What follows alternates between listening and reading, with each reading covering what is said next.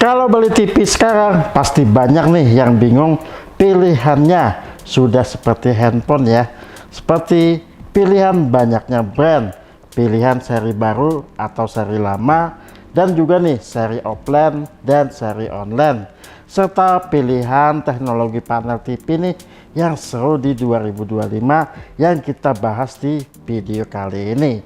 Ada QLED yang katanya udah cukup buat kualitas gambar, ada QD mini LED yang lagi naik daun nih dengan kontras dan kecerahan yang gila-gilaan sampai 3000 nits, sampai OLED yang selalu digadang-gadang sebagai juara hitam pekat.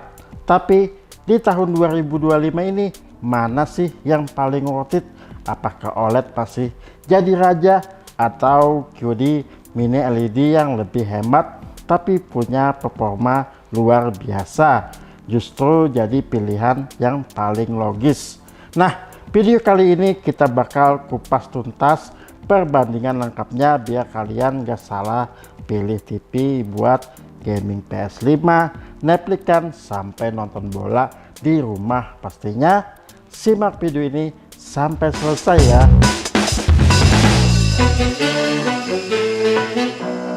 Hai, welcome back to Hai Elektronik bersama gue Ahmad. Dan sebelum masuk ke pembahasan, gue mau ingatin lagi nih buat kalian yang nonton tapi belum subscribe, bantu di subscribe dulu ya, dan jangan lupa pastinya nyalakan juga nih lonceng notifikasinya ya. Oke, yang pertama nih kita bahas dulu TV QLED. Apa sih bedanya dengan LED biasa? Keduanya sama-sama menggunakan LED, sama-sama menggunakan backlight untuk memberikan cahaya. Perbedaannya untuk QLED, cahayanya sebelum ke panel dikasih filter warna dengan quantum dot sehingga menghasilkan kecerahan dan warna yang lebih tinggi dan akurat serta kontras yang baik dibandingkan dengan LED standar yang cuma mengandalkan lampu latar LED-nya. Nah, analogi sederhananya nih seperti kacamata nih, sama-sama menggunakan lensa tapi yang satu dikasih fotokromik. Di outdoor jelas akan jadi berbeda ya, yang dikasih fotokromik akan berubah menjadi hitam. Ada beberapa yang nanya nih, pilih QLED-nya pakai panel VA atau sub panel atau IPS dengan hard panel. Nah, untuk IPS dengan QLED itu agak jarang ya ditemukan di kebanyakan panel VA untuk QLED ya. Kemungkinan karakter panel IPS yang gak cocok dengan QLED atau harganya akan lebih mahal. Dan sekarang pun TCL punya panel sendiri yaitu XPA yang dikembangkan oleh CSOT. Panel ini merupakan evolusi dari panel VA biasanya, di mana panel VA kekurangannya view angle yang kurang baik dan respon time yang lambat. Nah, dengan SPA respon time dan view angle jadi lebih baik. Nah, pertanyaannya, pakai panel XPA dengan QLED lebih baik atau enggak nih? Jawabannya pastinya selain tadi yang gue sebutin, kontras dan kepekatan hitam juga akan lebih baik, tapi ada kekurangannya ya. Nah, brightnessnya sedikit agak gelap yang gue temukan di TCL P6K dan P7K ya. Nah, ngomongin QLED nih nggak seru kalau nggak bahas soal tuduhan TV QLED yang tidak memiliki quantum dot, atau bisa dibilang gimmick marketing lah. Gue nggak bahas siapa brandnya, tapi kemarin-kemarin cukup rame ya dibincangkan di grup dan di kolom komentar juga ada beberapa, bang itu QLED-nya gimmick kayak gitu tuh. Gue bahas sedikit dan ini subjektif ya. Pertama, quantum dot atau QLED diperkenalkan oleh Samsung ya, tapi tidak ada pembahasan yang baku tentang klaim QLED tersebut. Contohnya, kalau QLED harus punya kedalaman warna 100% DJI P3 seperti punya TV-nya Samsung yang pakai QLED tuh. hampir rata-rata 100%. Walaupun katanya kalau dianggap sebagai TV QLED harus punya kandungan kadmium dan indium yang punya standar minimum yang di setiap modul TV-nya. Nah, brand yang ini dituduh pada saat diuji kadar kadmiumnya terdeteksi cukup, tapi kadar indiumnya kurang ya. Nah, brand-brand tersebut ternyata menggunakan fosfor yang digabungkan dengan quantum dot untuk menekan harganya bahkan jauh lebih murah. Wow, jadi quantum dot menyerap cahaya biru dan memancarkan cahaya hijau dan merah, kemudian bergabung dengan cahaya biru asli dan menciptakan warna putih yang bersih. Sedangkan fosfor cuma mengubah cahaya biru dari LED menjadi cahaya putih biasa. Gak tahu ya kandungannya lebih banyak quantum dot atau fosfornya.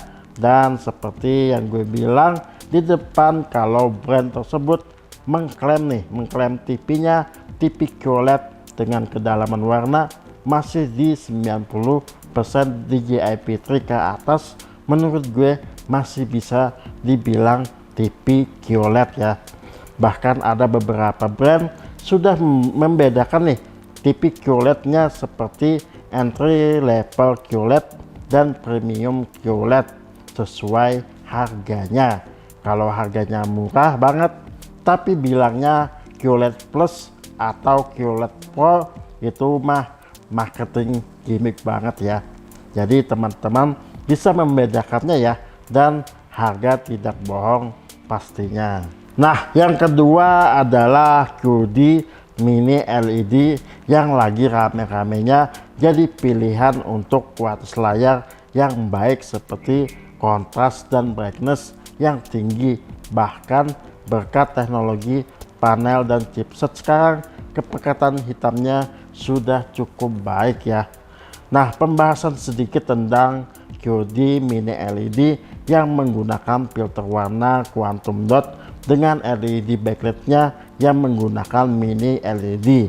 Jadi chips LED-nya semakin kecil dan banyak ke seluruh modul TV-nya, dan banyaknya sesuai besar inci TV-nya. Nah, sebelum gue bahas lebih dalam, ada beberapa teknologi panel yang mungkin akan dihilangkan di tahun ini atau tahun kedepannya. Jadi dari QLED loncat langsung ke QD Mini LED. Padahal sebelumnya ada beberapa teknologi layar seperti TV dengan full array local dimming dan edge LED local dimming, dan juga TV Mini LED tanpa QLED ya di 2023 juga jadi pilihan yang menarik. Nah, kedua TV ini sekarang digabung jadi satu nih, jadi QD Mini LED. Jadi QD Mini LED sudah pastinya full array local dimming ya. Oke, lanjut ke QD Mini LED sendiri, di mana rata-rata TV ini untuk ruangan yang terang dan banyak jendela, karena tipikal nitsnya itu di 450 nits ke atas dan peak brightness-nya di 750 nits ke atas, bahkan ada yang sampai 5000 nits. Wow. Selain itu, berkat mini LED untuk input lag buat gaming sedikit baik dibandingkan LED biasa. Salah satu yang menjadi perdebatan atau perbandingan pada titik dimming zone pada TV mini LED, biasanya titik dimming zone akan berbeda sesuai ukuran incinya, dimana up to-nya nih yang 85 inch di entry level QD Mini LED di titik dimming zone-nya di 500 titik lebih ya, serta puluhan ribu chip micro LED-nya. Nah, ini yang bikin tipikal nitsnya tinggi dan warna putihnya bersih murni ya. Untuk kualitas layar mini LED sendiri tidak hanya tergantung seberapa banyak titik dimming zone-nya nih, ada namanya seperti teknologi chip micro LED-nya sendiri, seperti punya TCL nih, yang cahayanya berfokus tidak menyebar ke samping nih, tapi fokus ke atas, dengan micro OD-nya dimana backlightnya semakin dekat dengan panelnya. Wow, jadi bloomingnya atau efek halonya semakin baik. Terus chipset juga sangat mempengaruhi untuk kecepatan perpindahan gelap terang dari lokal dimmingnya. Semakin bagus chipsetnya, semakin presisi gambarnya, bahkan sekarang dibantu AI ya. Yang terakhir pastinya tuning metadata dari setiap brandnya. Ada brand yang akurasi warnanya sudah sangat baik tanpa setting-setting lagi. Yang terakhir, operasi sistemnya juga pasti mempengaruhi. Nah, yang terakhir nih, OLED, yang pastinya kalau sudah cobain TV OLED akan susah balik lagi menggunakan TV LED biasa. Segitu jauhnya perbandingannya ya, dari kontras warna dan kepekatan hitam yang sempurna. Untuk OLED sendiri tidak menggunakan backlight ya, jadi tanpa bantuan sinar dari lampu LED ya, seperti QLED dan mini LED. OLED teknologi layar di mana pikselnya bisa menyala sendiri saat dialirkan listrik. Setiap piksel menyala dan mati secara independen. Kenapa banyak yang bilang kepekatan hitam yang sempurna pada OLED? Karena kalau ketemu konten hitam, pikselnya akan mati. Jadi nggak ada cahaya dan juga kontras warna serta detailnya yang tajam. Bahkan ada kelebihan OLED yang belum bisa dicapai di QD mini LED, seperti cepatnya respon time di sekitar 0,03 ms sampai 1 ms-an, dimana LED paling cepat masih di 1 ms-an. Makanya sekarang banyak monitor OLED bermunculan untuk gaming. Tapi ada kekurangan OLED yang masih jadi pertimbangan yang sangat besar nih untuk memilih teknologi satu ini. Bukan hanya harga yang cukup mahal dibandingkan QD mini LED, tetapi masalah resiko burn-in yang mungkin bikin jadi mikir dua kali nih buat kaum mendang-mending untuk milih TV OLED, apalagi garansi panelnya cuma 1 tahun. Walaupun di 2025 harga TV OLED lumayan turun ya dibandingkan 2-3 tahun yang lalu, ditambah dengan teknologi layar yang semakin baik nih dari tahun ke tahun, dimana TV OLED dengan subpixel OLED dari LG jadi andalan untuk mencegah burn-in. Adanya tambahan subpixel putih untuk membantu tingkat terangnya, brightness-nya, agar pixel warna lainnya tidak cepat burn-in, serta OLED Evo yang lebih hemat energi nih dari LG. Nah, sedangkan Samsung mengenalkan QD OLED ya, pixel yang menyala sendiri ditambah lapisan filter warna dengan quantum dot. Jadi QD OLED jadi TV dengan kontras warna terbaik saat ini. Wow, OLED maupun QD OLED di tahun ini kemungkinan sudah generasi ketiga dan keempat. Di tahun ini ada teknologi OLED yang baru, namanya tandem RGB.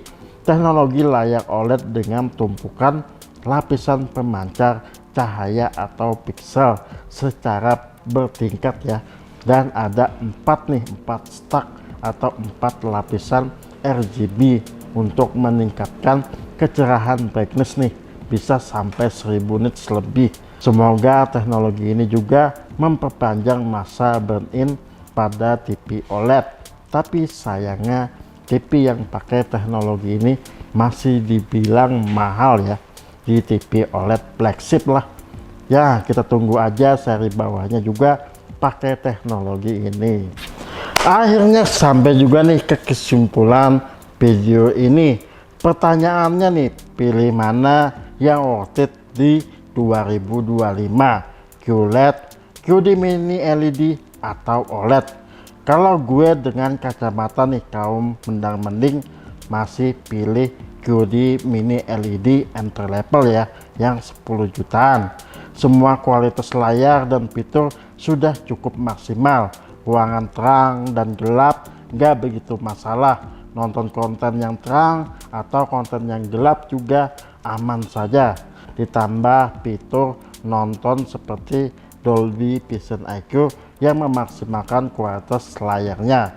Nah, untuk gaming dengan 4K 144 Hz sudah mubazir ya pada PS5, walaupun nantinya akan datang PS6 tidak begitu melonjak jauh banget ya.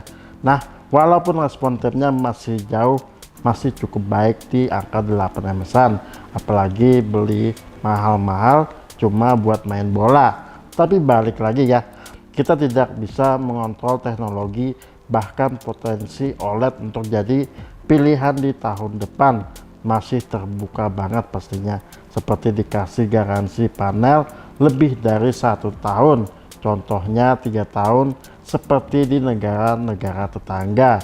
Nah, dan TV OLED harganya semakin turun. Nah, siap-siap aja di tahun depan pilih OLED. So, sekian video gue kali ini. Jangan lupa untuk like, komen, share, dan subscribe ya, bantu kita ke 100.000 subscriber. Dan kalau ada smart TV yang mau direview, boleh pastinya. Langsung tulis aja komen di bawah ya. Sampai ketemu di video berikutnya. Thank you for watching and bye-bye.